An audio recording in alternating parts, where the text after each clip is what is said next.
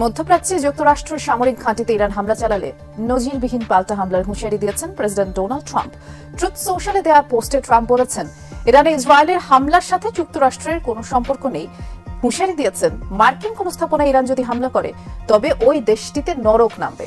এদিকে সামরিক বাহিনীর প্যারেডে অংশ নিয়ে ট্রাম্প হুঁশিয়ারি দেন, যুক্তরাষ্ট্রের সাথে শত্রুতার ফলাফলের পরিণতি কখনো ভালো হয় না।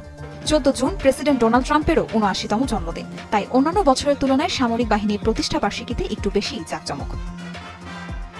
ফার্স্ট লেডি মেলানিয়াকে সাথে নিয়ে সামরিক বাহিনীর প্রতিষ্ঠা বার্ষিকীর আয়োজনে অংশ নেন ট্রাম্প। ভাষণে কৌশলে ইরান ইসরায়েল প্রসঙ্গ এড়িয়ে গেলেও মার্কিন সেনা বহর যে কতটা শক্তিশালী তা তুলে ধরেন।